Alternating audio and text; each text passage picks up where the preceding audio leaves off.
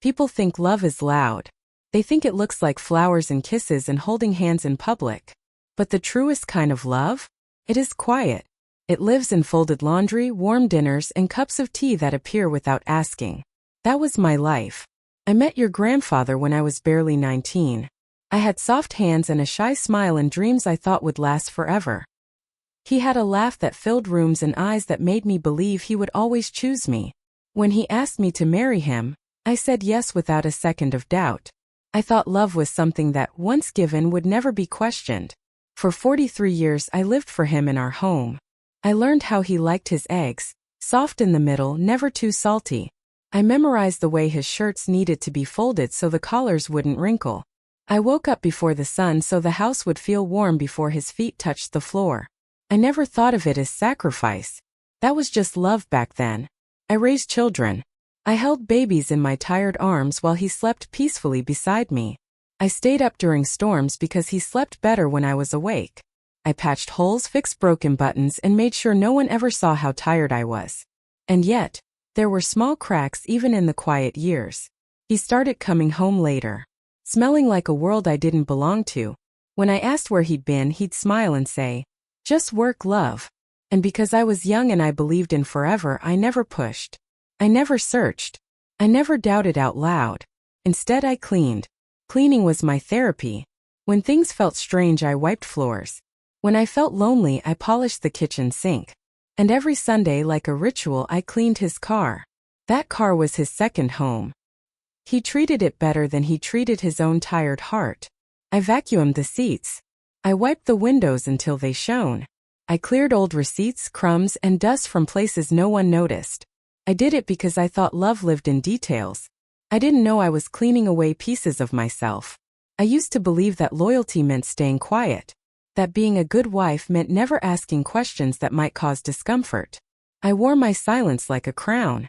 People used to say, "You're lucky. You have such a calm marriage." And I smiled. They didn't see the loneliness that sat beside me at night while he slept.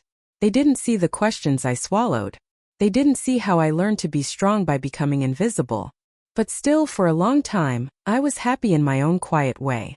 I thought love was safe. I thought love was permanent. I thought love couldn't hide things under car seats. I was wrong. And the quiet years? They were only the beginning of the loudest silence of my life. There are moments in a woman's life that feel like the world tilts. Just slightly.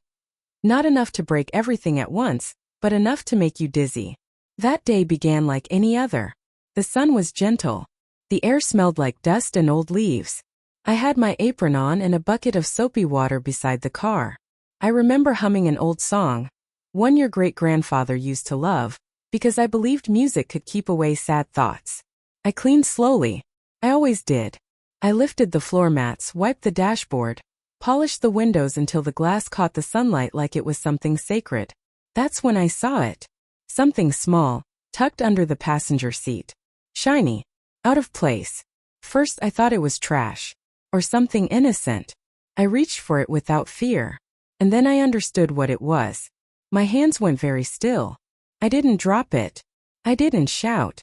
I didn't cry. I simply stared. It felt like all the years of love I had built were suddenly made of glass. And someone somewhere had picked up a small hammer. Inside my chest something broke. Not loudly but quietly, like a crack in ice that spreads without noise. What hurt wasn't anger. It was humiliation. It was the way my thoughts began to rewrite memories without my permission. The late nights, the strange smiles, the unfamiliar scents, the sudden distance. Small details that once felt harmless now had teeth. I placed the item back where I found it, carefully, as if it might whisper secrets if I handled it too roughly. That night, I sat alone at the kitchen table long after the house had fallen asleep. The clock ticked. The refrigerator hummed. And I felt like a ghost in my own home. I didn't confront him.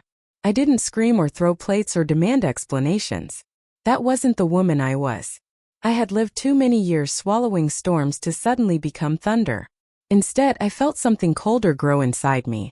Not rage. Not violence. Clarity. I realized something in that silence. He had a secret life and I had been living a quiet lie. The next morning, I walked into a hardware store for the first time in years. I didn't go in shaking. I didn't cry in the aisles. I walked with calm steps, like a woman no longer lost inside her own heart. I bought a small tube of industrial glue. The shopkeeper asked, "What are you fixing?" I smiled softly. "Something that's been loose for too long." He laughed. I didn't. When I got home, I didn't act differently. I cooked. I cleaned. I asked him how his day was. I folded his clothes the same way I had for decades. Love for me had always been in the routine. But that night, when I went back to the car, my hands didn't tremble. I made the quietest decision of my life. I replaced the tube. Then I shut the car door. And I went back inside as if nothing in the world had changed. But everything had. Because from that moment on, I was no longer just a wife who loved. I became a woman who understood. And understanding is the start of power. Some days announce themselves before they arrive.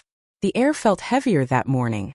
Even the sunlight looked tired, like it didn't want to stay too long. I was in the kitchen, peeling potatoes slowly, my hands moving from habit more than thought. The house felt too quiet. Then I heard the car door. Then silence. Then shouting. Not from inside the house, from outside. From the street.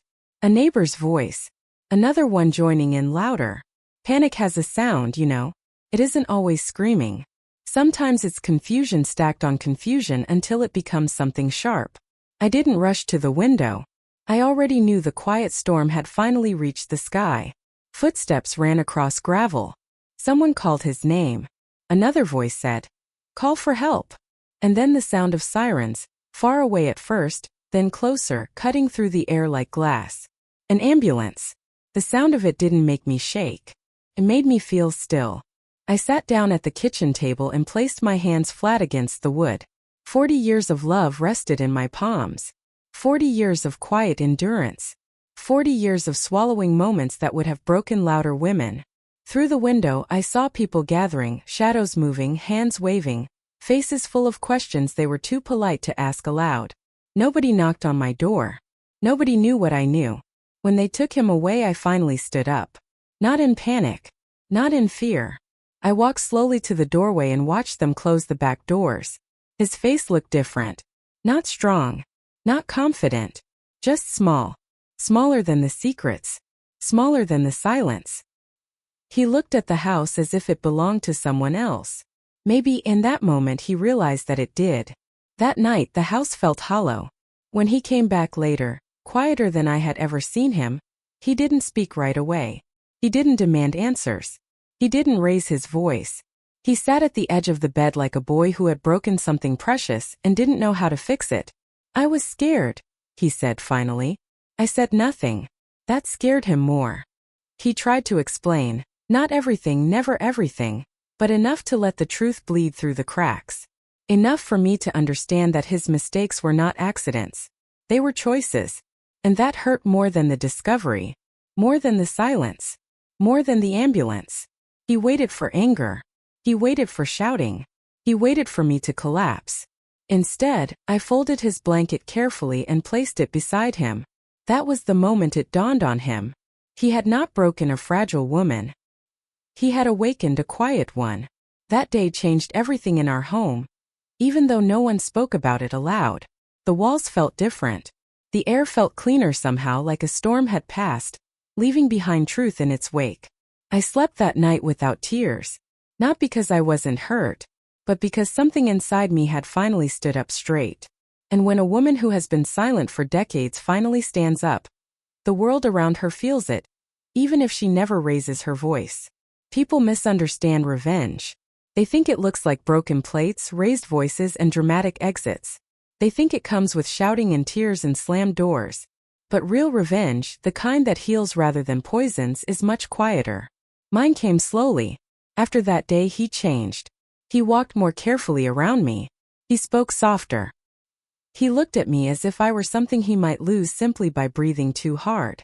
The man who once moved through the house like he owned the air began to move like a guest. He started asking questions. "Are you tired? Can I help? Do you need anything?" I didn't answer them the way a wounded woman would. I answered them the way a woman who had seen the truth would. "I'm fine." And I was. Not because the hurt disappeared, no, hurt does not vanish so politely, but because I stopped carrying it like a burden. I stopped trying to fix his guilt. I stopped shaping my life around his comfort. That was the revenge. I stopped shrinking. I started taking slow walks alone in the afternoons. I planted flowers just for myself. Not because the yard needed to look nice, but because watching things grow made me feel alive. I sat in the sun with my face tilted upward and let myself feel warmth without wondering if I was allowed to be soft. He noticed. He always noticed. But this time he couldn't reach inside me and rearrange my feelings the way he used to. Sometimes he watched me from the doorway, and I could see it in his eyes, the fear that he had lost something that could not be won back, that the woman who once lived entirely for him had quietly stepped away. I did not punish him. I healed myself. Years passed. We lived in the same house, shared the same table, slept under the same roof. But things were different. They were cleaner. Not happier, not sadder, just real. He never hid anything again. Not because I checked, but because he knew I was no longer blind. And there is nothing more unsettling to a guilty heart than a woman who sees clearly and stays calm. When he passed away many years later, I held his hand. It surprised people. They thought betrayal should erase love. But it doesn't. It only changes its shape. I forgave him, not because he deserved it, but because I deserved peace. Now, sitting here with my old hands folded in my lap, telling you this story, I want you to understand something, my sweet ones. Strength is not loud. Healing is not dramatic. Revenge does not always wound. Sometimes revenge is simply refusing to be broken. Sometimes it is choosing yourself in the quietest ways. And sometimes it is walking through a storm and coming out soft, not because you are weak, but because you are finally free. So remember this: when love tries to make you small, you can be gentle, you can be kind, and still be unbreakable. That was my sweetest revenge. Not pain, not chaos, but peace.